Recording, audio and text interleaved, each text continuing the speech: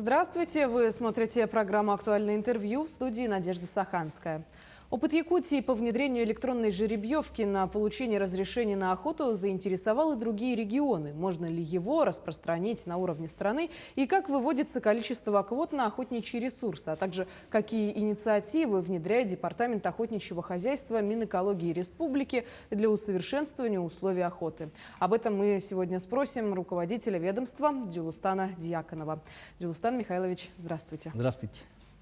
Опыт электронной жеребьевки в Якутии работает уже 3 года, и, очевидно, он очень хорошо себя показал. Скажите, есть, наверное, какие-то моменты, которые требуют совершенствования? Все-таки система довольно-таки молодая. Ну, мы постоянно совершенствуем нашу систему. Были сначала проблемы. Вот сначала мы начали уже с электронной очереди. Там были сбои, потому что зависла программа, очень много заявок поступило одновременно, где-то 5000 за какие-то секунды. Да? Из-за этого программа зависла. Потом мы внедрили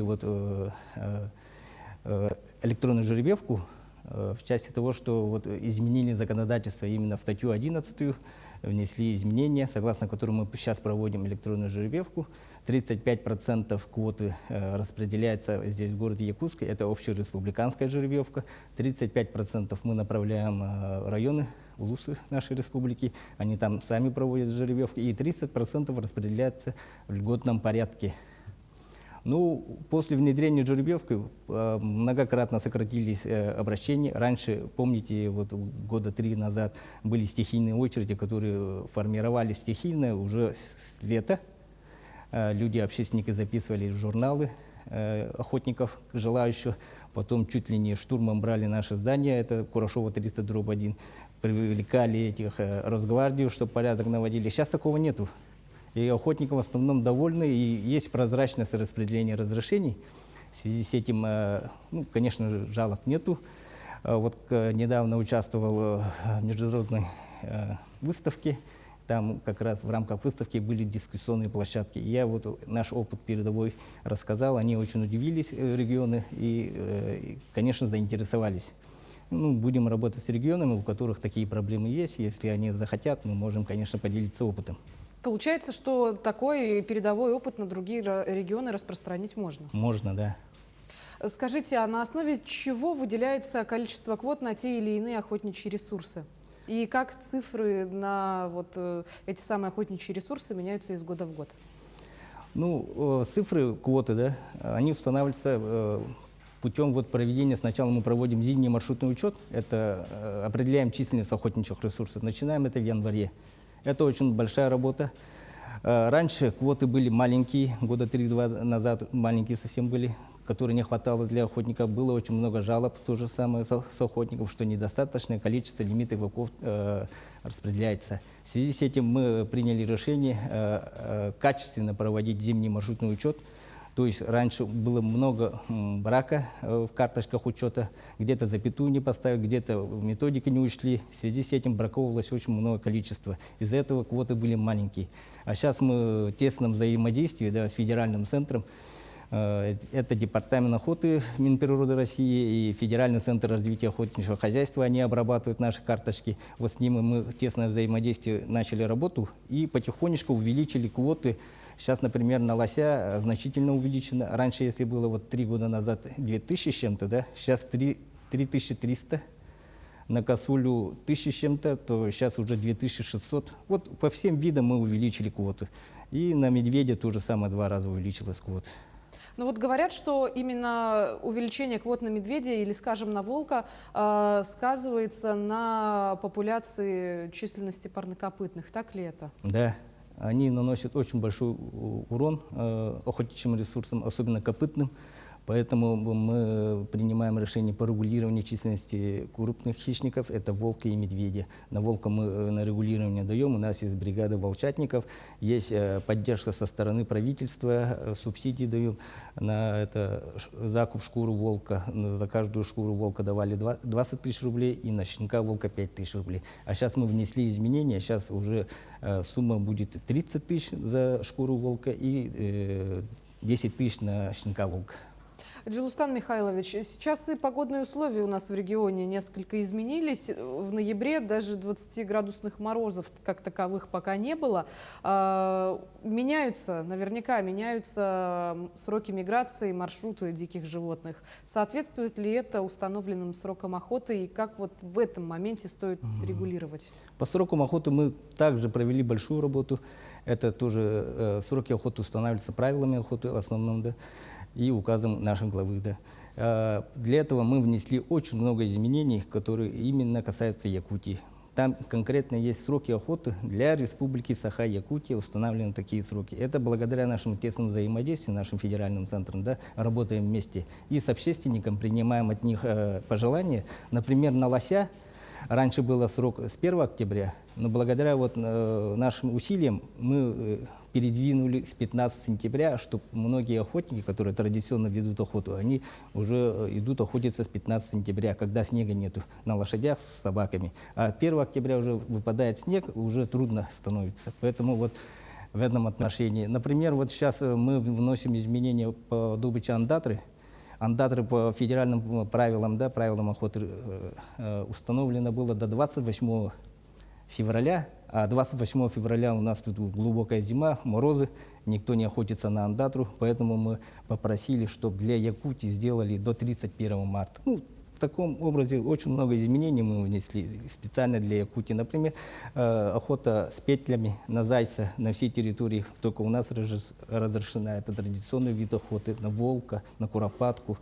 И очень много изменений, которые мы внесли в правила охоты Российской Федерации. Якутия, вот в ходе беседы с вами в очередной раз это подтверждается, что наш регион — это как раз охота традиции народа.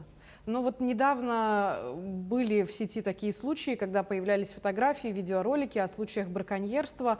Вот, например, один из таких случаев с вертолетом «Робинсон». Как ваше ведомство реагирует на сигналы такого характера? Мы должны реагировать на все такие сигналы, на публикации в соцсетях. Особенно вот охотники выставляют же добычу, да? Мы все это реагируем, проводим проверку. Если есть нарушения, то привлекаем к ответственности, к административной или к уголовной. По вертолету уже возбуждено уголовное дело с охотой вертолетом. Да. Наши инспектора выезжали на место происшествия совместно с сотрудником. Сейчас идет следствие, уже дознание идет. Поэтому там 258-я статья Уголовного кодекса «Незаконная охота» с применением воздушного судна. Получается, все это установлено? Ну, сейчас идет следствие, ничего много не могу сказать. Скажите, а вот из более ранних случаев в практике, например, за этот охотничий сезон, какие? Вот с зайцами охотники тоже выставляли фото, да, сейчас установлено. Это в Аймяконском районе, оказывается, охотники 14 человек, добыли там 200 с чем-то зайцев. Сейчас тоже идет доследственная проверка, МВД материалы лежат.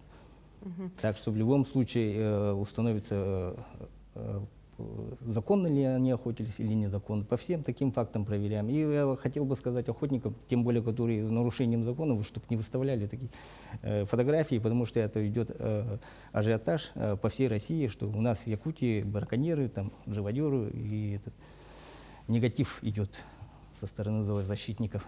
Конечно, чтобы не было вот каких-то пересудов. Скажите, а вот может быть каким-то планом стремится ваше ведомство, создание условий охоты для простых охотников или что-то в этом духе? Ну вот 2018 года, когда я возглавил департамент, мы сразу взяли курс на облегчение жизни простых охотников, сделать комфортные условия. Например, вот по правилам охоты то же самое, по квоте, да, мы увеличили. Сейчас еще пошли дальше по очереди, да, и сейчас вот 30% общедоступных угодий мы внесли это изменение в законодательство республики, да.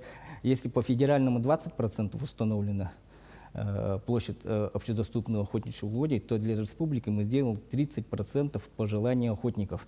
И при этом представительные органы районов, да, районных советов депутатов могут увеличить этот процент на свое усмотрение. Таким образом, общедоступные охотничьи угодья в основном охотятся простые охотники, большая часть населения, и они вот пожелали, чтобы оставалось хотя бы 30% или больше Вот мы пошли навстречу этому. Сейчас у нас проблема идет с 19 статьей, это права КМНС, наведение традиционной охоты. Эту проблему мы должны решить буквально вот тоже. Это предстоящая задача, которым наш департамент будет работать. Ну, в следующем году, наверное, эту проблему мы устраним. Дело в том, что по 19 статье есть законодательные пробелы, которые не учитывают специфику, например, нашей республики. У нас в республике проживает около 40 тысяч представителей коренных малочисленных народов, а охотничьих угодий, как вы знаете, не так уж много. 40% из них ОПТ, 40% закрепленные. И вот есть проблема реализации прав коренных малочисленных народов Севера для того, чтобы не подорвать воспроизводственный потенциал.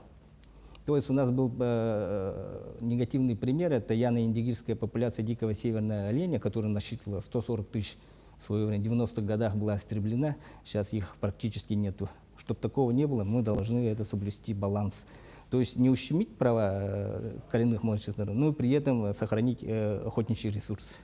А актуальностью, например, охотничий туризм пользуется? Да, охотничий туризм пользуется у нас в республике. Это в основном охота на снежного барана. Сейчас мы работаем с клубом горных охотников. Оказывается, у нас на севере, в Булунском районе, Харуласские хребте, есть эндемик баран, который представляет большой интерес среди охотников, вот, клуба горных охотников. Сейчас мы изучаем этого барана, считаем количество, проводим исследования места обитания. И там у нас охотпользователь МУП Приморский, это основная его часть. И мы хотим еще создать особо охраняемую природную территорию Харуласский, чтобы сохранить этот вид. Конечно, он ведь эндемичный. Ну а вот если говорить о упомянутых вами процентах охотничьих угодий, как-то получится организовать с этой стороны? Да, это все учитывается, конечно же. Благодарю вас, Джилстан Михайлович, за актуальную информативную беседу. И большое спасибо вам, что стали гостем нашей студии. Вам спасибо. Ну а я напомню, вы смотрели программу «Актуальное интервью». Сегодня мы говорили об охоте в Якутии. Берегите природу и до встречи в эфире.